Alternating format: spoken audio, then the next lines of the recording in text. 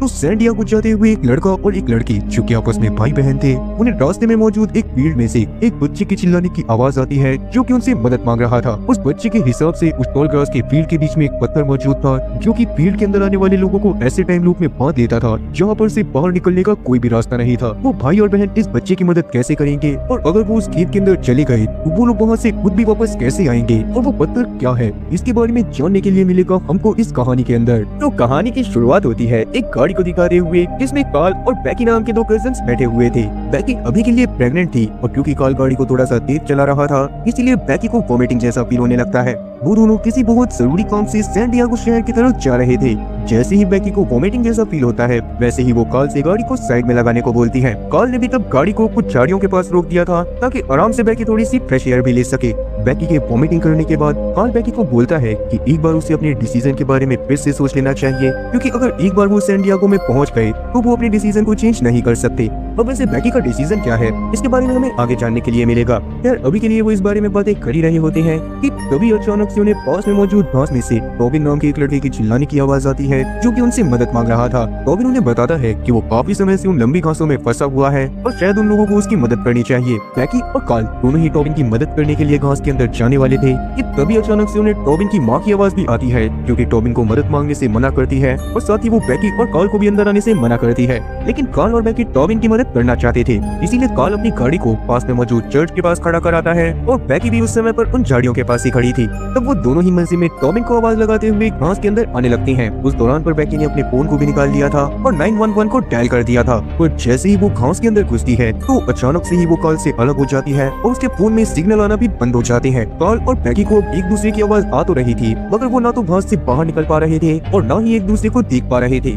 उस समय पर हम लोग कार्ल को भी देखते हैं जो कि खुद भी उन बड़ी बड़ी घासों में खो गया था और चिल्ला चिल्ला कर वो बेकी और रॉबिन का नाम बुला रहा था। उसे उन दोनों की आवाजें आ तो रही थी पर जब भी वो उनकी आवाजों के नजदीक जाने की कोशिश करता था तो उस जगह पर उन्हें कोई भी नहीं मिलता था। तब बेकी कार्ल को उसके फोन से 911 डायल करने को बोलती है पर कार्ल ने तो अपना फोन गाड़ी में ही छोड़ दिया था। तब कार्ल और बेकी दोनों ही इस बात से काफी ज्यादा परेशान हो गए थे। अब जैसे ही कार्ल को रॉबिन की आवाज आती है वो रॉबिन से उसी जगह पर उसे रुकने के लिए बोलता है जहाँ पर रॉबिन खड़ा हुआ था। और दूसरी तरफ हम लोग बेकी को देखते हैं जो कि उन घासों में चलते चलते एक कीचड़ वाले इलाके में पहुंच गई थी जहाँ पर वैसी ही बड़ी बड़ी घास तो उगी हुई थी और जमीन पर दलदली कीचड़ मौजूद था। कार्ल काफी समय से रॉबिन को ढूंढता रहता है पर रॉबिन तो उसे कहीं पर मिलता ही नहीं है। इसीलिए कार्ल अब बेकी की आवाज का पीछा करने का डिसाइड करता है। पर जब वो बेकी से बात करते हुए उसकी आवाज का पीछा कर रहा था तभी अचानक से कार्ल को बेकी की आवाज उसके चारों तरफ से अलग अलग जगह से आने लगती है और इस बात का तो मतलब साफ था कि वो एक दूसरे की आवाज का पीछा करके तो एक दूसरे तक पहुंच ही नहीं सकते। तब बेकी उसे सजेस्ट करती है कि शायद उन्हें अपने दोनों हाथ ऊपर करके बहुत जोर से छलांग मारनी चाहिए जिससे वो दोनों कुछ सेकंड के लिए घास से ऊपर पहुंच जाएंगे और एक दूसरे को देख भी पाएंगे। उनका ये आइडिया वर्क करता है। पहली बार में तो उन लोगों ने एक दूसरे को देख लिया था पर जैसे ही वो लोग दूसरी छलांग को मारते हैं तो उन्हें पता चलता है कि वो लोग एक दूसरे को देख ही नहीं पा रहे थे। और इस बात का ये मतलब हो सकता था कि ये जगह सच में काफी ज्यादा रहस्यमयी है जो कि एक बहुत खतरनाक इल्यूजन भी क्रिएट कर सकती है। कार्ल इस बात से इतना ज्यादा डर जाता है कि वो डरते हुए उन्हीं घासों में भागने लगता है। तब धोखे से पैर स्लिप होने के कारण वो मुंह के बल कीचड़ में गिर गया था और तभी उसकी नजर एक कुत्ते की लाश पर पड़ती है जिसको देखने के बाद वो और ज्यादा डर जाता है। बेकी और कार्ल को अभी भी एक दूसरे की आवाज तो आ ही रही थी इसलिए बेकी अभी कार्ल को सजेस्ट करती है कि वो रॉबिन के बारे में भूल जाए और जल्दी से रोड की तरफ जाए ताकि वो लोग यहाँ से निकल सकें। पर रात तक वहाँ से बाहर निकलने की कोशिश करने के बावजूद भी उन लोगों को वहाँ से बाहर जाने का रास्ता नहीं मिलता और रात के समय में अब बेकी के पेट में भी दर्द होने लग गया था। वो वहाँ पर बेहोश होने की हालत में थी ही कि तभी अचानक से उसके सामने रॉस नाम का एक आदमी आता है जो कि असल में रॉबिन का फादर था और वो काफी महीनों से अपनी बीवी नेटली और साथ ही अपने बेटे रॉबिन को उन घास में ढूंढ रहा था। बेकी अब रॉस के साथ ही उन झाड़ियों में भटकने लगती है। दूसरी तरफ हम लोग कार्ल को देखते हैं जो कि खुद भी अभी काफी ज्यादा परेशान था कि तभी अचानक से उसके सामने रॉबिन आ जाता है जो उसे बताता है कि एक दिन वो अपनी फैमिली के साथ चर्च में आया था और जब वो चर्च से बाहर निकलकर इन घासों के पास आया तो उसे उसमें से एक आदमी की आवाज आई। उस आदमी की मदद करने के लिए रॉबिन अंदर आ गया और उसके पीछे पीछे उसके मम्मी पापा और साथ ही उसका डॉग भी अंदर आ गए जिसके बाद से ही वो लोग बिछड़ गए थे और उन्हें खुद को भी याद नहीं था कि वो लोग कितने महीने से एक दूसरे को ढूंढ रहे हैं। कार्ल के तो ये सब सुनने के बाद ऐसे ही वो उठ चुके थे कि तभी अचानक से रॉबिन उसको बताता है कि जल्दी ही बेकी मरने वाली है। ये बात रॉबिन को वहाँ पर मौजूद घास ने बताई थी और घास को ये बात वहाँ पर मौजूद एक पत्थर ने बताई थी जिसको घास के अंदर होने वाले हर एक इंसान के बारे में सब कुछ पता था। ये सुनकर तो कार्ल का दिमाग और ज्यादा काम करना बंद कर देता है पर रॉबिन तब उसे उस पत्थर के पास लेकर जाता है जो कि उस घास के बीचों बीच मौजूद था। अब जहाँ ये लोग एक तरफ पत्थर के पास पास पहुंच गए थे, वहीं बेकी और रोज अभी भी झाड़ियों में भटक रहे थे। उस समय पर हम लोग बेकी की बातों से जान पाते हैं कि उसके बॉयफ्रेंड ने उसको छोड़ दिया है क्योंकि वो किसी भी बच्चे की रिस्पॉन्सिबिलिटी अभी नहीं उठाना चाहता, और इसीलिए बेकी कार्ल के साथ सैंटियागो में जा रही थी ताकि वो उस बच्चे का कुछ कर सके। वो दोनों इस बारे में बातें कर ही रहे होते हैं कि तभी अचानक से बेकी की नजर वहाँ पर पड़े काफी सारे सामान पर पड़ती है जो कि शायद उन लोगों का था जो पहले यहाँ पर खो गए थे। और उस दौरान बेकी के सामने से रॉस गायब हो गया था। वो इधर उधर रॉस को ढूंढने की कोशिश कर ही रही थी कि तभी अचानक से कोई उसे झाड़ियों में खींच लेता है। वहीं कार्ल अभी टॉबिन के साथ उस पत्थर के पास खड़ा उस पत्थर को देख रहा होता है जिसमें से कुछ अजीब से रेडिएशंस निकल रहे थे। टॉबिन अचानक से उस पत्थर को अपने बाप का माल समझकर टच करता है और उसके रोंगटे खड़े हो जाते हैं। उसको अपने हाथों में एक अजीब सी झंझनाहट महसूस हुई थी और अब वो कार्ल को भी वो झंझनाहट महसूस करवाना चाहता था। कार्ल आश्चर्यचकित होकर टॉबिन के कहने पर उस पत्थर को टच करने वाला होता है कि तभी अचानक से उसे बेकी के चिल्लाने की आवाज आती है। उस आवाज को सुनने के बाद वो इतना ज्यादा डर गया था कि वो बेकी को बचाने के लिए झाड़ियों में भाग जाता है। तब टॉबिन कार्ल को चिल्लाकर पीछे से रोकने की कोशिश करता है क्योंकि वो जानता था कि बेकी की जान को नहीं बचाया जा सकता। कहानी यहाँ से सीधा अगले दिन पर आती है जहाँ पर हम लोग ट्रेविस नाम के एक और लड़के को देखते हैं जो कि उसी रोड पर चलते हुए उन्हीं झाड़ियों के पास आ गया था। ट्रेविस कोई और नहीं बल्कि बेकी का बॉयफ्रेंड होता है जो कि उसके गायब हो जाने की वजह से इतना ज्यादा परेशान था कि वो कार्ल और बेकी को खुद ही ढूंढने के लिए निकला था। उन दोनों को ढूंढते हुए वो उस वीरान पड़े चर्च के पास आ जाता है जहाँ पर और भी काफी सारी गाड़ियाँ खड़ी थी जिन पर जंग लगा हुआ था। मतलब कि कहा जा सकता था कि शायद टॉबिन की फैमिली से पहले भी उन घासों के अंदर काफी सारे लोग गए होंगे, जिसका रीजन भी साफ ही होगा कि उन लोगों को भी झाड़ियों के अंदर से किसी की मदद की पुकार आई थी। फिर जब काफी दिन ढूंढने के बाद भी ट्रेविस को कार्ल और बेकी नहीं मिलते तो इस बात को समझ जाता है कि हो ना हो वो दोनों जरूरी उन घास के अंदर गए होंगे। ट्रेविस के मन को ढह रहकर यही बात खा रही थी कि शायद उसे बेकी को अपने पास से नहीं जाने देना था, और क्योंकि अब उसे इस बात का अंदाजा तो लग ही चुका होता है कि बेकी और कार्ल उन घास में गए होंगे, इसीलिए वो भी अब समय बर्बाद नहीं करता और चला जाता है सीधा उन झाड़ियों के अंदर। लेकिन अंदर जाने के कुछ समय बाद उसे एहसास हो जाता है कि शायद उसने यहाँ पर आकर अपनी सबसे बड़ी गलती करी है। ट्रेविस को भी लॉक ढूंढने के बावजूद वहाँ से बाहर निकलने का रास्ता नहीं मिलता और वो परेशान होकर वहीं पर लेट जाता है। आसमान में चांद की धीमी रोशनी छा चुकी थी।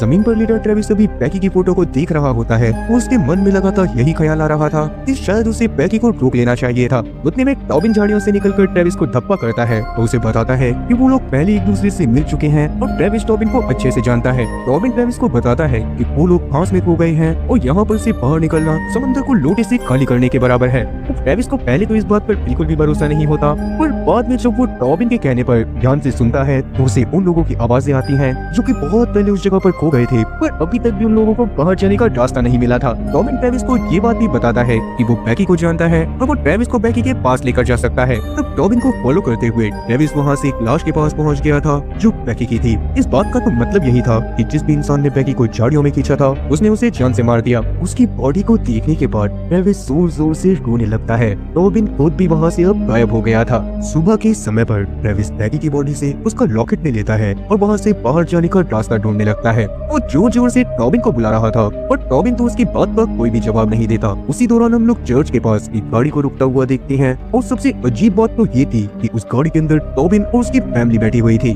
और इस बात का मतलब साफ था कि ट्रेविस सोया तो बेशक सिर्फ फ्यूचर के टाइम पर था पर वो उठा पास्ट के टाइम पर था। तो ये सब हुआ था उन झाड़ियों की वजह से जिनके अंदर ट्रेविस खो गया था। झाड़ियों से आ रही ट्रेविस की आवाज को सुनकर टॉबिन झाड़ियों के अंदर जाने की कोशिश करता है, लेकिन जब ट्रेविस को इस बात का एहसास होता है कि टॉबिन अब तक झाड़ियों के बाहर निकल चुका है और वो अपनी फैमिली के साथ अंदर आने वाला है तो वो उसे अंदर आने से मना करता है। पर तब तक टॉबिन का कुत्ता उन झाड़ियों के अंदर चला गया था जिसके पीछे पहले टॉबिन खुद जाता है, उसके बाद नेटली टॉबिन को ढूंढने के लिए जाती है और बाद में रॉस को भी उन तीनों को ढूंढने के लिए जाना पड़ता है। अंदर जाने के बाद टॉबिन की पूरी फैमिली एक दूसरे से अलग हो गई थी और बेचारा ट्रेविस उसे तो इस बारे में पता ही नहीं था कि वो धोखे से पास्ट की टाइमलाइन में आ गया है और उसकी वजह से ही टॉबिन उन झाड़ियों में आया था। टॉबिन और उसकी फैमिली को एक दूसरे की आवाज तो आ रही थी और वो लोग भी एक दूसरे को नहीं ढूंढ पाते। ट्रेविस भी उन लोगों को ढूंढने की कोशिश करता है और वो भी उन लोगों को नहीं ढूंढ पाता। फिर उस रात हम लोग रॉस को देखते हैं जो कि उस पत्थर के पास आ गया था और आज रात को उस पत्थर के पास ही सोने वाला था। अब सबसे अजीब चीज तो अगले दिन होती है क्योंकि अगले दिन से सारी चीजें रिपीट होना चालू हो गई थी। बेकी और कार्ल की गाड़ी अचानक से उन झाड़ियों के पास आकर रुकती है और बेकी को टॉबिन के चिल्लाने की आवाज झाड़ियों में से आती है। उसकी आवाज सुनने के बाद वो लोग टॉबिन को बचाने फिर से झाड़ियों के अंदर चले गए थे। पर इस बार जब वो लोग अलग होते हैं तो वो लोग नर्सरी राइम्स को गाने लगते हैं ताकि वो आसानी से एक दूसरे को ढूंढ सके। ट्रेविस ने भी बेकी की आवाज सुन ली थी और वो बेकी को अपने पास बुलाने लग गया था। तब बेकी और कार्ल काफी ज्यादा शॉक होते हैं क्योंकि उन्हें ये बात समझ नहीं आती कि ट्रेविस उनसे पहले इस जगह पर कैसे पहुंच गया। वो तीनों एक दूसरे को झाड़ियों में काफी ज्यादा ढूंढ तो रहे थे और झाड़ियों में वो एक दूसरे को नहीं ढूंढ पाते। तभी अचानक से टॉबिन जोर से चिल्लाता है और वो जोर से इसीलिए चिल्लाया था क्योंकि बेचारे को अपने डॉग की डेड बॉडी उन्हीं झाड़ियों के बीच में मिली थी। तब ट्रेविस को सोचते हुए टॉबिन से उसके डॉग के पास रहने को बोलता है और वो कार्ल और बेकी को ट्रेविस की आवाज का पीछा करने को बोलता है। ट्रेविस का ये प्लान सच में काम कर जाता है और वो लोग एक दूसरे से मिल जाते हैं। वो लोग एक दूसरे से मिलकर काफी ज्यादा खुश थे और यहाँ पर अभी भी सबसे बड़ी दिक्कत यही थी कि वो लोग यहाँ से बाहर कैसे निकले। ट्रेविस ने यहाँ पर आने के बाद एक और बहुत अजीब सी चीज नोटिस करी थी कि अगर इन झाड़ियों की मिट्टी पर कोई भी चीज मर जाती है तो उसकी डेड बॉडी को वो सॉइल बिल्कुल भी मूव नहीं करती और न ही वो चीज जमीन के अंदर धंसती है। शायद ऐसे ही किसी तरीके की मदद से वो लोग यहाँ से बाहर निकल सकते थे।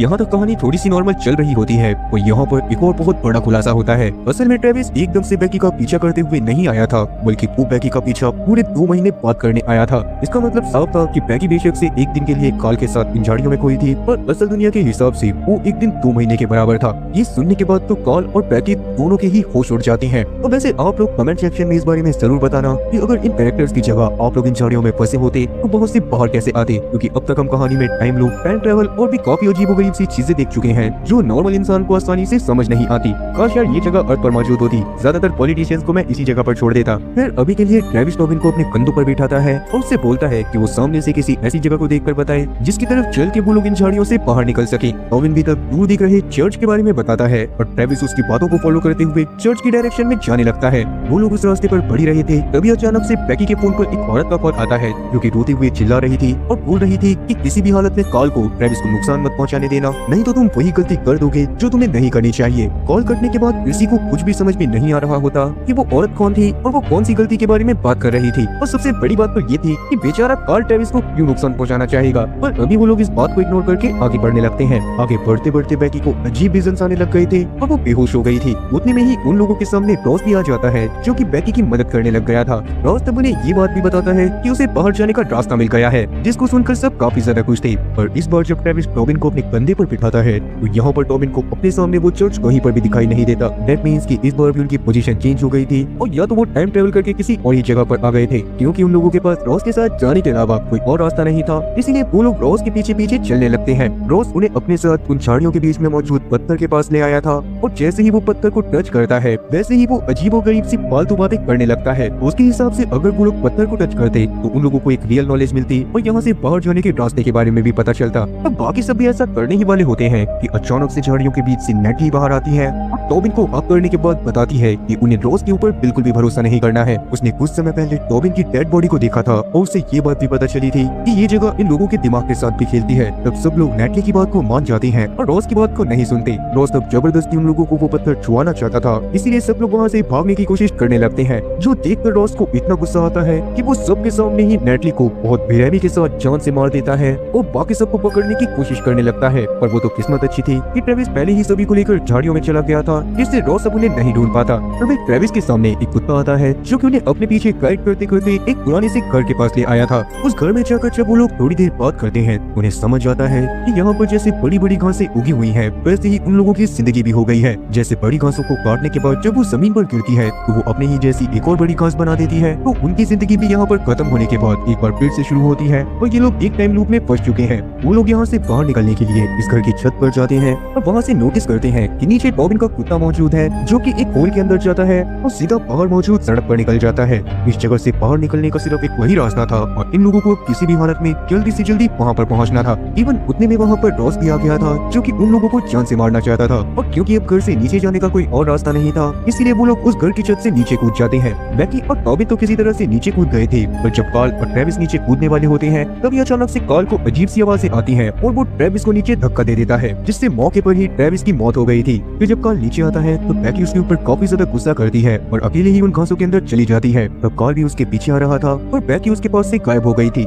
उतने में ही पीछे से रॉस आ जाता है और वो कार्ल को पकड़कर उसे जान से मारने लगता है। यहाँ पर नोटिस करने वाली बात ये थी कि जहाँ पर रॉस कार्ल को मारने की कोशिश कर रहा था वहाँ पर ऑलरेडी कार्ल की काफी सारी डेड बॉडी पड़ी थी। इसका मतलब साफ था कि इस जगह पर पहले भी काफी सारे कार्ल आ चुके हैं, जिन लोगों को रॉस ने ही टाइम लूप में होने की वजह से जान से मारा होगा। और अब कार्ल को जान से मारने के बाद रॉस सीधा बैकी का पीछा करना चालू कर देता है और वो बैकी को भी मारने की कोशिश करने लगता है। और बैकी जैसे तैसे उसको धक्का देती है और वहाँ से अपनी जान बचाकर भागने लगती है। वो भागते हुए फिर से झाड़ियों के बीच में आ गई थी। और यहाँ पर अब बहुत ज्यादा ही अजीब चीज होती है कि वहाँ पर मौजूद झाड़ियाँ हिलने लग गई थी और उन झाड़ियों में रहने वाले ग्रासमैन बैकी के सामने आ गए थे। ग्रासमैन असल में उन्हीं झाड़ियों के बीच में रहने वाले कुछ अजीब से क्रीचर थे जो बैकी को अपने कंधों पर उठाते हैं और उसे कुछ मंत्र पढ़ते हुए उसी रॉक के पास लेकर जाने लगते हैं जो कि इस पेड़ के बीचों बीच था। उन लोगों ने बैकी को पत्थर के पास लेटा दिया था और झाड़ियों में छुपकर वो अजीब सी चैंटिंग्स कर रहे थे। बैकी तब डरते हुए अपने फोन की मदद से खुद के नंबर पर ही फोन करती है और सबको फोन करती है कि उन्हें किसी भी हालत में कार्ल को ट्रेविस को नुकसान नहीं पहुंचाने देना है। और आपको याद होगा कि बैकी को पहले कॉल आया था जिसमें भी उसे सेम चीज बोली गई थी और इसका मतलब कि बैकी ने खुद ही खुद को फोन करा था ताकि वो अपनी टीम को वॉर्न कर सके। तभी अचानक से बैकी के सामने मौजूद पत्थर जमीन के अंदर घुस जाता है और बैकी उसके नीचे काफी सारे हाथ को देखती है जो बैकी को अंदर खींचने की कोशिश कर रहे थे। बैकी तो ये सब देखने के बाद बेहोश हो गई थी और थोड़ी देर बाद जब उसकी आंख खुलती है तो वो अपने सामने कार्ल को देखती है जिसने उसके बच्चे को उसके वॉर्म से बाहर निकाल लिया था और वो अभी बैकी को कुछ खिला रहा था।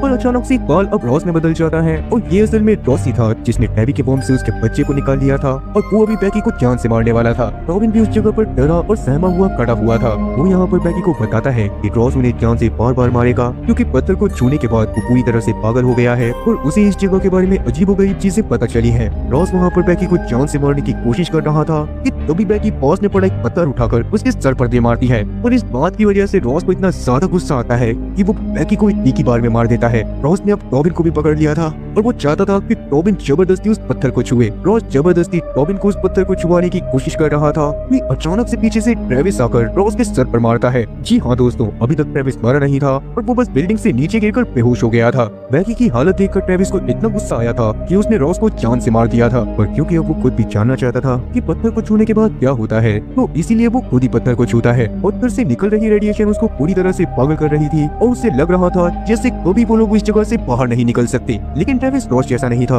वो जैसे तैसे खुद को काबू करता है और अपने होश में आता है। उसे ये बात तो समझ आ गई थी कि वो लोग ऐसे तो इस जगह से बाहर नहीं निकल सकते और अगर उन्हें सब कुछ सही करना है तो उन्हें इस टाइम लूप को ही तोड़ना पड़ेगा। ट्रेविस सब कुछ सोचते हुए रॉबिन को अपने साथ उस गड्ढे के पास लेकर जाता है जिसमें से उसका डॉग निकलकर रोड पर पहुंच गया था। ट्रेविस का साइज बड़ा होने की वजह से वो तो उस गड्ढे से बाहर नहीं जा सकता था और वो रॉबिन को सजेस्ट करता है कि रॉबिन उस गड्ढे से बाहर जाए और किसी तरह से इस टाइम लूप को तोड़ दे क्योंकि अगले दिन वहाँ पर फिर से बैकी और कार्ल की गाड़ी आने वाली थी। रॉबिन भी इस बात को समझ गया था और ट्रेविस से उसने बैकी का वो नेकलेस भी ले लिया था जो कि ट्रेविस ने बैकी की एक डेड बॉडी से लिया था। रॉबिन थोड़ी देर चलते चलते अचानक से उस चर्च के अंदर पहुंच जाता है जिसके पास काफी सारे लोगों की गाड़ियां खड़ी हुई थी। फिर जब वो बाहर जाता है तो उसे वहाँ पर बैकी और कार्ल की गाड़ी भी दिखाई दे जाती है जिसके अंदर बैठी कार्ल और बैकी अभी बातें कर रहे थे। अचानक से उन लोगों को झाड़ियों के अंदर से रॉबिन के चिल्लाने की आवाज आती है और वो लोग इस बार भी झाड़ियों में जाने वाले होते हैं कि उनके जाने से पहले हमारा प्रेजेंट वाला रॉबिन उस लॉकेट को लेकर बैकी के पास जाता है और उसे बता देता है कि ट्रेविस ने उसे भेजा है और बैकी और कार्ल को किसी भी हालत में उन झाड़ियों के अंदर नहीं जाना।